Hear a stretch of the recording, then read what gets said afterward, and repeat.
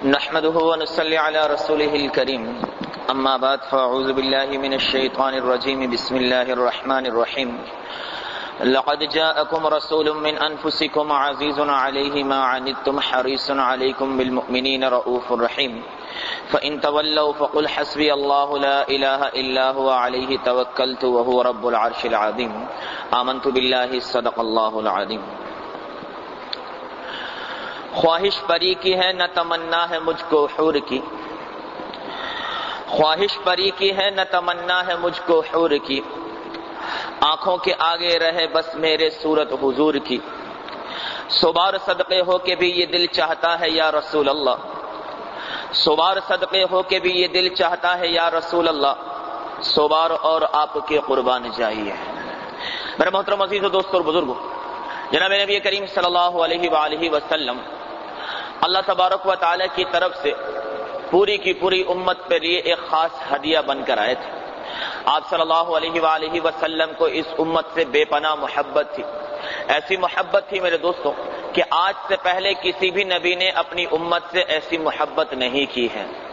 آپ تاریخیں اٹھا کر دیکھ لیجیے میرے دوستوں، حضرت نوح علیہ السلام نے اپنی قوم پر محنت کی اور اتنی محنت کی، اور قوم نے جب بدلے میں تنگ کیا تو انہوں نے بد دعا فرمائی، پوری قوم ہلاک ہو گئی۔ حضرت ہود علیہ السلام نے اپنی قوم پر محنت کی اور بدلے میں جب قوم نے ان پر فرمایا کہ دیوانگی کا الزام لگایا، انہوں نے بد دعا کی، قوم کو اللہ تعالیٰ نے برباد کر دیا۔ حضرت صالح علیہ السلام نے اپنی قوم پر محنت کی، بدلے میں قوم نے اللہ کی نشانی یعنی اونٹنی کے پیروں کو کاٹ دیا تو ان کو بھی بد دعا کے ذریعے سے ہلاک کر دیا۔ لیکن میرا محبوب صلی اللہ علیہ وسلم ایسا مبارک نبی تھا میرے دوستوں کہ آپ صلی اللہ علیہ وآلہ وسلم کے بارے میں آتا ہے کہ کان رسول اللہ صلی اللہ علیہ وسلم حریصا علی ہدایت الناس اجمعین، کہ نبی کریم صلی اللہ علیہ وسلم کو اس بات کی لالچ تھی کہ پوری کی پوری دنیا کے لوگ جو ہیں وہ ہدایت پر آ جائیں۔ اور صحابہ اکرام رضوان اللہ تعالی علیہم اجمعین فرماتے ہیں کہ جس دن سے آپ صلی اللہ علیہ وسلم کو اللہ تبارک و تعالی نے نبوت اور رسالت عطا فرمائی تو آپ صلی اللہ علیہ وآلہ وسلم دائم الفکر، ہمیشہ فکر میں ہی رہتے تھے، ومتواصل الاحزان، اور رسالت ملنے کے بعد غم اللہ کے رسول سے مل چکا تھا، ولیس فیہ راحت، اور آپ صلی اللہ علیہ وسلم نے نبوت اور رسالت کے ملنے کے بعد راحت کو کبھی بھی نہیں دیکھا تھا۔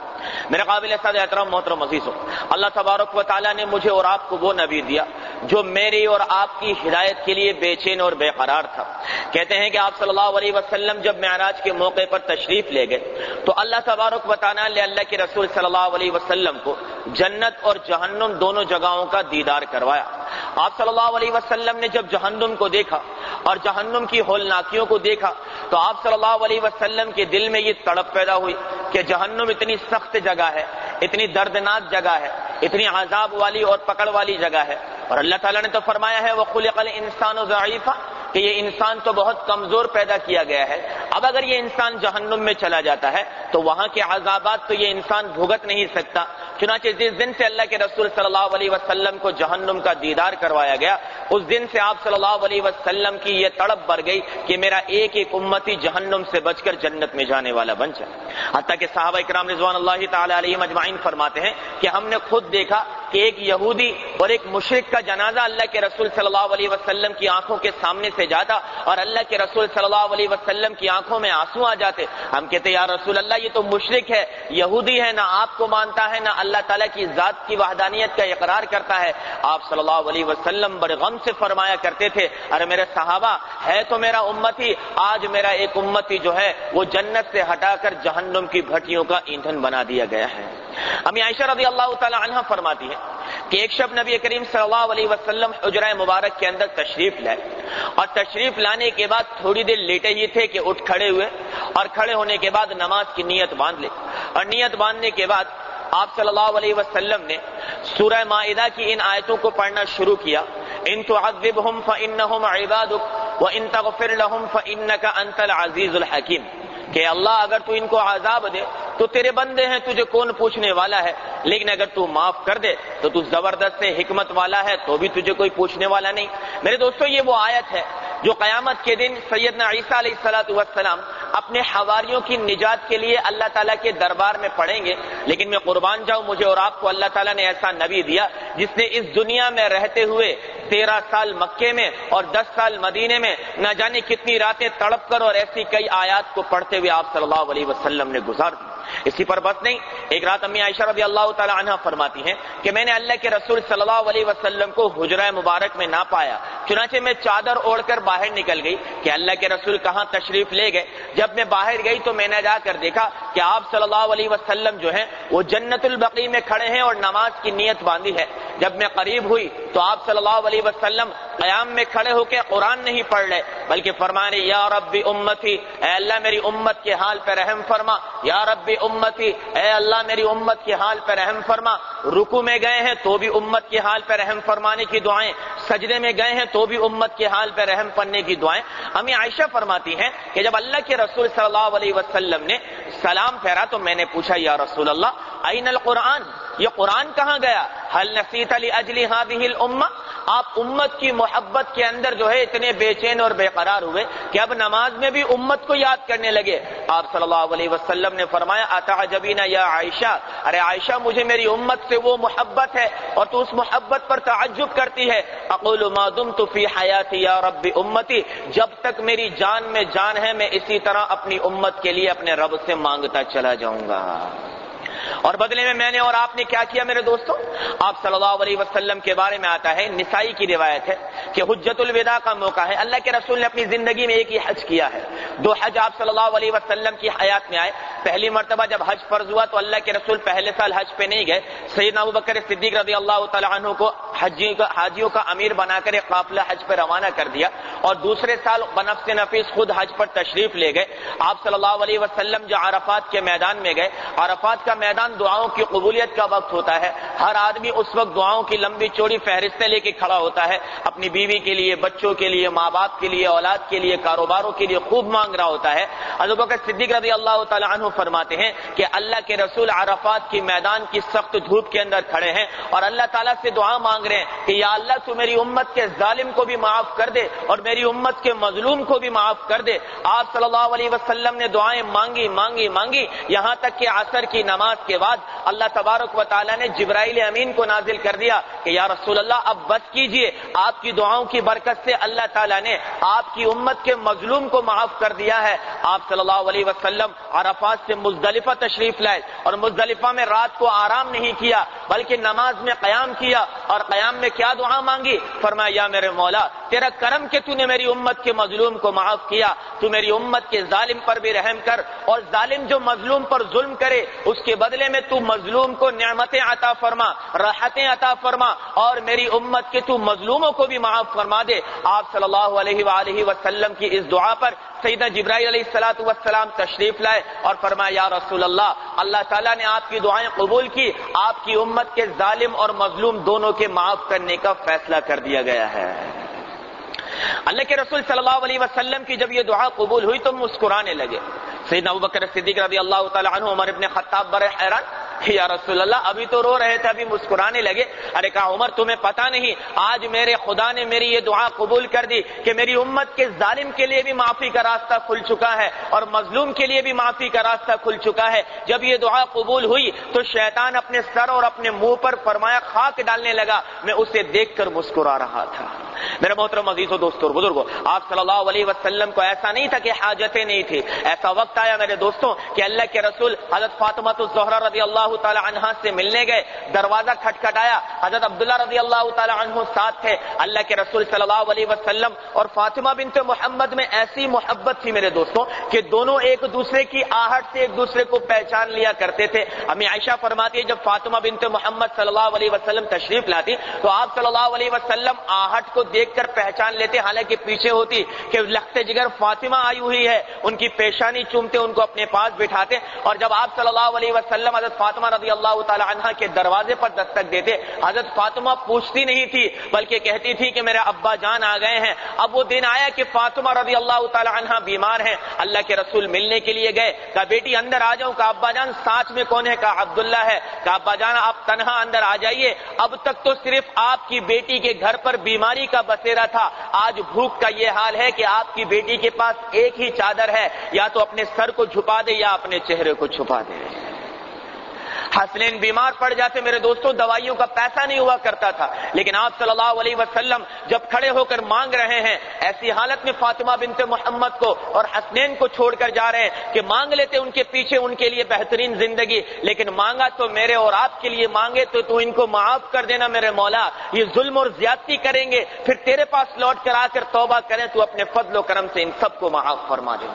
میرے محترم عزیزوں، یہ تو اجتماعی فکر تھی، آپ انفرادیت دیکھیے میرے نبی کی زندگی کی۔ وہ ابو سفیان کہ جس نے ساری زندگی آپ صلی اللہ علیہ وسلم کے قتل کرنے کی منصوبے بنا دیے، فتح مکہ کے موقع پر فرمایا جا سفیان تجھے اللہ کے رسول نے معاف کر دیا۔ اور وہ شخص جس کا نام وحشی تھا رضی اللہ تعالی عنہ، صحابی تھے، اور کہتے ہیں کہ آپ صلی اللہ علیہ وسلم کے چچا حضرت حمزہ رضی اللہ تعالی عنہ کو انہوں نے شہید کیا، اور شہید کرنے کے بعد ان کے ناک کان کاٹے، کلیجہ نکال کر ہندا کے سامنے پیش کیا، اور پھر ہندا نے اس کی خواہش کو پورا کیا۔ ایسے درندگی سے اللہ کے رسول صلی اللہ علیہ وسلم کے چچا کو شہید کیا گیا۔ اللہ کے رسول کو کسی نے اطلاع دی کہ یا رسول اللہ، وحشی کا دل نرم ہو چکا ہے، آپ کے چچا کے قاتل ہیں لیکن دل نرم ہے، ایمان لانا چاہتا ہے۔ ایک آیت کے بارے میں پوچھ رہا تھا کہ والذین لا يدعون مع اللہ الہا آخر ولا يقتلون النفس التي حرم اللہ الا بالحق ولا يزنون ومن يفعل ذلك يلقى اثاما۔ اللہ نے آیت میں فرمایا کہ جس نے قتل کیا، بدکاری کی اور شرک کیا، ہم اس کو معاف نہیں کریں گے، اس کے علاوہ سب کو معاف کر دیں گے۔ آپ صلی اللہ علیہ وسلم نے جب دیکھا کہ وحشی کا دل نرم ہے تو نہیں کہا کہ یہ میرے چاچا کا قاتل ہے، یہ ہمارا دشمن ہے، بلکہ مدینے سے قاصد روانہ کیا اور کہا جاؤ جا کر وحشی کو یہ اللہ کا پیغام دے دو کہ الا من تاب وآمن وعمل عملا صالحا فاولئک یبدل اللہ سیئاتہم حسنات۔ ارے تو توبہ کر زنا سے، بدکاری سے اور قتل سے، شرک سے، اللہ تیرے سارے گناہوں کو معاف کرے گا، تو نیک اعمال پہ آ جا اور تیرے گناہوں کو نیکیوں میں تبدیل کر دے گا۔ اب وحشی نے جب یہ آیت سنی تو کہنے لگا چلو بھائی اللہ معاف تو کر دے گا، لیکن پھر نیک اعمال کی شرط لگائی، اگر میں نیک اعمال نہ کر سکا۔ اب وہ قاصد دوبارہ اللہ کے رسول کے پاس آیا، کہا یا رسول اللہ یہ خدشے کا اظہار کیا، اب یہ مکے سے پھر مدینے آ رہا ہے، کس کے لیے؟ اللہ کے رسول کے سجے چچا کے قاتل کے لیے۔ اللہ کے رسول نے فرمایا جاؤ جا کر وحشی سے کہو ان اللہ لا یغفر ان یشرک بہ ویغفر ما دون ذلک لمن یشاء۔ جا تو توبہ کرنے کے بعد نیک اعمال نہ بھی کر سکا، اللہ کا وعدہ ہے وہ جس گناہ کو چاہے گا معاف کر دے گا، شرک معاف نہیں ہوگا۔ وہ جائے وحشی کو کہنے لگا، وحشی نے کہا بھائی اللہ چاہے گا تو معاف کرے گا، اگر نہ چاہا۔ اب یہ قاصد پھر مکے سے مدینہ آتا ہے، اللہ کے رسول صلی اللہ علیہ وسلم کے دل میں بے چینی ہے، بے قراری ہے، بد دعا نہیں دی کہ یہ میرے سگے چچا کا قاتل ہے، بلکہ فرمایا کہ یہ ایمان لے آئے۔ اللہ تعالیٰ نے آیت نازل فرما دی کہ قل، اور میرا محبوب جا کہہ دے وحشی تھے کہ یا عبادی الذین اسرفوا علی انفسہم لا تقنطوا من رحمت اللہ، کہ جنہوں نے اپنی جانوں پر گناہوں کی وجہ سے ظلم کیا ہے وہ اللہ کی رحمت سے مایوس نہ ہو۔ ان اللہ یغفر الذنوب جميعا، تو توبہ کر بغیر شرط کہ اللہ تیرے سب گناہوں کو معاف کر دے گا۔ ایسی بے چینی اور بے قراری اللہ کے رسول کی طبیعت میں تھی۔ اور آج میرا اور آپ کا کیا حال ہے؟ جن فرمایا سنتوں کو طائف کے میدان میں پتھر کھا کر، جن سنتوں کو مکے کی گلیوں میں اپنے گریبان کو چاک کروا کر، اور جن سنتوں کو اپنے مبارک چہرے پر جو چاند سے زیادہ حسین تھا تھوک پھینکوا کر، مٹی پھینکوا کر جو سنتیں مجھ اور آپ تک اللہ کے رسول نے پہنچائی، آج انہی سنتوں کو میں اور آپ دھکے دے دے کر اپنی زندگی اور اپنے گھروں سے باہر نکالتے ہیں۔ ہماری شادی میں ہر چیز اندر آئے گی، نبی کی سنت ہمارے گھر میں نہیں آئے گی، نبی کی سنت ہمارے تمبو میں نہیں آئے گی، ہمارے غم میں ہر چیز اندر آئے گی، نبی کی سنت کی کوئی جگہ نہیں ہے۔ آج میرے محترم عزیزوں، دوستوں اور بزرگوں، دو لوگوں کو دیکھ کر یہ دل بے چین بے قرار ہوتا ہے۔ اکثر بات کرتا ہوں، ایک اس نوجوان کو جو اپنی جوانی ضائع کرتا ہے، کیونکہ میرے رب نے اپنے محبوب صلی اللہ علیہ وسلم کی زبان سے کہا کہ جو جوان اپنی جوانی کو اللہ کے نام پر لگا دے گا، اللہ تعالیٰ قیامت کے دن اس کو اپنے عرش کا سایہ نصیب کرے گا۔ ایک اس بوڑھے کو دیکھ کر بڑا دل جلتا ہے جو بڑھاپے کے اندر بھی سنت یعنی داڑھی کو اپنے چہرے سے اتارنے والا بن جاتا ہے۔ سارا مہینہ ہم نے محنت کی، سارا مہینہ یہ گردن اللہ کے آگے جھکی اور چاند رات کو جا کے نائی کے آگے جھکی۔ وہ سنت جسے روزوں کے ذریعے سے سجایا اور جسے تراویح کے ذریعے سے، تلاوت کے ذریعے سے، درس قرآن بیان کے ذریعے سے سجایا، ہم اسی سنت کو کھرچ کر گٹروں اور نالیوں میں بہا کر آپ صلی اللہ علیہ وسلم کی سنتوں کا مذاق اڑاتے ہیں۔ ارے میرے محترم عزیزوں، میرے اور آپ کے دل میں آج اللہ کے رسول کی محبت ہی کوئی نہیں ہے۔ ہم تو بے وفا لوگ ہیں، بے وفا، اور ایسے بے وفا ہیں کہ اللہ کا رسول قیامت کے دن ہماری بے وفائی کے بدلے میں اللہ تعالیٰ سے انصاف کا تقاضا کرے گا۔ اس لیے فرمایا قیامت کا دن ہوگا، بعض لوگ امتی ہوں گے، اللہ کا رسول پانی پلا رہا، بعض پیاسے دوڑیں گے، فرشتے دھکے دیں گے، اللہ کا رسول کہے گا وہ آنے دو، کیوں منع کر رہے ہو میرے امتی کا؟ نا یا رسول اللہ، آپ کی سنتیں سر عام مٹتی رہی، ان کی اولادیں مٹاتی رہی، بیویاں بچے مٹاتے رہے، اور یہ اپنے گھروں میں آرام سے بیٹھے رہے، کسی سنت کے زندہ کرنے کی انہوں نے فکر نہیں کی۔ جب اللہ کا رسول یہ سنے گا کہ میں نے ساری زندگی اس امت کی بے چینی بے قراری میں نکالی اور بدلے میں ایسی بے وفائی مجھے ملی، اللہ کا رسول اس دن منہ موڑ دے گا، جس سے اس کے سوا کوئی شفاعت والا نہیں ہوگا۔ اگر وہی شفیع المذنبین جو ہے وہ منہ موڑ دے گا تو بتائیں میں اور آپ کس در پہ جا کے اللہ تعالیٰ سے اپنے گناہوں کی معافی منگوائیں گے؟ ارے مجھے اور آپ کو تو اس دہلی کے فقیر جیسی محبت ہو جاتی نا تو میرا اور آپ کا بیڑا پار ہو جاتا۔ کہتے دہلی کی جامع مسجد پہ ایک فقیر بھیک مانگا کرتا تھا، مسلمان تھا۔ ایک دن ایک انگریز آیا، انگریز سے اس نے بھیک مانگی، انگریز نے اس کو بھیک دینے کے لیے اپنا بٹوا نکالا۔ اتفاق یہ نکلا کہ انگریز کا بٹوا گر گیا اور وہ پیسے دے کر انگریز آگے چلا گیا۔ اب اس فرمایا فقیر نے وہ بٹوا اٹھایا، بٹوے کے اندر پیسے تھے، ان کی کرنسی تھی، کچھ کاغذات تھے، کچھ اس کی اور چیزیں تھی۔ فقیر نے وہ بٹوا اٹھا کے اپنے پاس رکھ لیا۔ وہ انگریز دہلی کی جامع مسجد کو دیکھ کر چلا گیا، کیونکہ میرے دوستوں انگریز بھی اس بات کو جانتا ہے کہ دنیا میں کہیں سکون ہے تو وہ مسجد کے اندر اللہ تعالیٰ نے سکون رکھا ہے۔ آج ہم لوگوں کو کہتے ہیں بھائی باہر نماز نہیں پڑھو، اندر آؤ مسجد خالی ہے۔ ان کو مسجد کے سکون سے ابھی تک آشنائی نہیں ہے، وہ مسجد کے سکون کو جانتے نہیں، وہ اس پاک زمین کے سجدے کو فرمایا باہر روڈ کے سجدے پر ترجیح نہیں دیتے ہیں، وہ باہر روڈ پہ سجدہ کرنا اپنے لیے سمجھتے ہیں، مسجد میں نہیں۔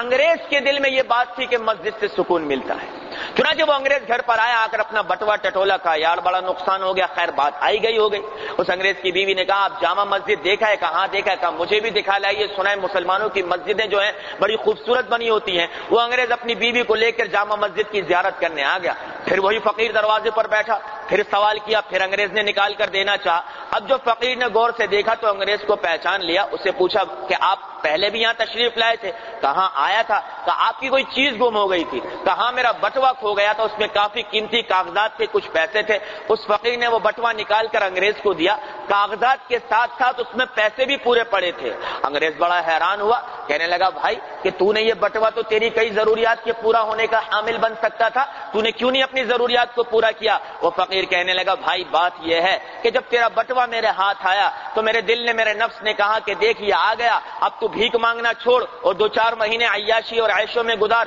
پھر میں نے سوچا یار قیامت کا دن ہوگا، تو عیسیٰ علیہ السلام کے پیچھے، میں محمد صلی اللہ علیہ وسلم کے پیچھے، ہم دونوں ایک لائن میں۔ حضرت عیسیٰ علیہ السلام اگر اس دن میرے نبی کو یہ کہہ دے گا کہ یا رسول اللہ آپ کے اس امتی نے اس انگریز عیسائی کا جو ہے وہ بٹوا چرایا تھا، میرے نبی کو اس دن شرمندگی نہ ہو، اس شرمندگی سے بچانے کے لیے میں نے تیرا بٹوا واپس کر دیا۔ اور آج ہم میرے دوستوں اس بات کا احساس ہی نہیں کرتے ہیں۔ آج اذان لگ جائے، ہندو مسلمان ساتھ بیٹھے ہیں، کوئی فرق کا پتہ نہیں لگتا کہ ہندو کون ہے اور مسلمان کون ہے۔ آج ہم نے غیروں کے طریقوں کو اپنی فرمایا کامیابی سمجھی، غیروں کے بال رکھنے ہیں غیروں کی طرح۔ جس بدبخت نے اللہ کے رسول کے کارٹون بنائے اس کی شکل کو دیکھے، آج کا مسلمان یہ تھوڑی پر داڑھی سجا کر اپنے آپ کو اس کی مشابہت کرواتا ہے، اور ہم محمد ہی نہیں ہیں، ہم تو محمد صلی اللہ علیہ وسلم کا نعوذ باللہ مذاق اڑانے والوں کے ساتھ ہیں۔ تو اللہ تبارک و تعالی نے فرمایا کہ تو کر سرکشی کتنی کرتا ہے، جتنی کرتے رہتا ہے کر لے، سرکشی سے آسمان سے زمین کو تو بھر دے، جس دن قبر ایک جھٹکا تجھے مارے گی ساری سرکشی تیری وہیں باہر آ جائے گی۔ اس لیے میرے محترم عزیز و دوستو اور بزرگوں، آپ صلی اللہ علیہ وسلم کی داڑھی سنت پر نہ سجانا۔ 2-4 باتیں عرض کر کے بات ختم کروں گا۔ حضرت اللہ شاہ بخاری رحمۃ اللہ علیہ اپنی کتاب میں یہ بات لکھتے ہیں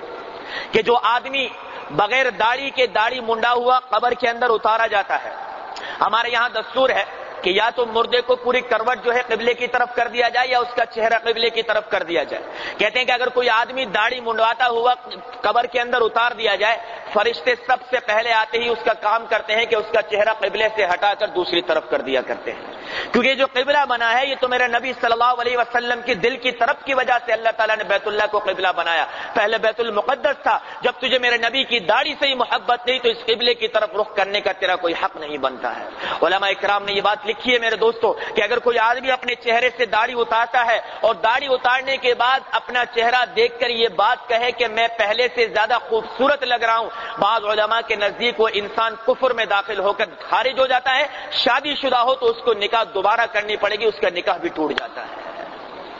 چھوٹا مسئلہ نہیں ہے میرے دوستوں، اس لیے کہ عام نبی نہیں ہے میرا اور آپ کا نبی. آیا سب سے آخر میں سب سے پہلے جنت میں جائے، آئے ہم سب سے آخر میں سب سے پہلے جنت میں جائیں. تو جب اللہ بڑے بڑے انعامات دیتا ہے تو اللہ تعالیٰ اس پر قربانیاں اور امتحانات بھی لیتا ہے. اور پھر میرے دوستوں اور بزرگوں، میں آپ کو حقیقت کی یہ بات بتا دوں، آپ اٹھائیں اس پورے کے پورے مجمع میں سے ان نوجوانوں کو جن کے چہروں پر سنت رسول سجی ہے، خدا کی قسم اس صف میں کھڑا کریں آپ کے چہروں کے سامنے، اور پھر ان نوجوانوں کے جن کے چہروں پر نہیں ہے، اللہ کی قسم ان کے چہرے کی نورانیت داڑھی منڈوں کی نورانیت سے کئی زیادہ بہتر ہوگی. اللہ نے عجیب نور رکھا ہے اس داڑھی کے اندر. اس لیے میرے دوستوں اور بزرگوں، آج ہم اس بات کا عزم اور ارادہ کریں. زندگیاں کیا ہیں میرے اور آپ کے سامنے گزر رہی ہیں. اگر میرے دوستوں نبی کے فرمایا کہ نبی کے شیدائی بن کر دنیا سے چلے گئے، اللہ تعالیٰ یہ فرمایا قبر بھلی کر دے گا، آخرت بھلی کر دے گا. اور اگر ہم میرے دوستوں اور بزرگوں یوں ہی ہٹ دھرمی کی زندگی گزار کر چلے گئے میرے بھائی، تو آپ صلی اللہ علیہ وسلم کا فرمان ہے کہ جب قبر کسی نافرمان کی پہلی مرتبہ پسلیاں توڑتی ہے تو اس پسلیاں ٹوٹنے کی آواز مشرق سے لے کر مغرب تک سنائی دیتی ہے. تو طاقت نہیں ہے میرے دوستوں اتنی زیادہ. اس لیے آپ صلی اللہ علیہ وسلم کا فرمان ہے کہ جو شخص مجھ پر درود شریف بھیجتا ہے، جو مجھ سے محبت کرتا ہے، آپ صلی اللہ علیہ وسلم، جیسے میں نے کل ایک قصہ عرض کیا کہ منکر اور نکیر کے سوالوں کے درمیان بھی آ کر وہ کھڑا ہو جایا کرتا ہے. تو فرمائے میرے دوستوں اور بزرگوں، عزم اور ارادہ اللہ تعالیٰ کی توفیق سے ہوا کرتا ہے.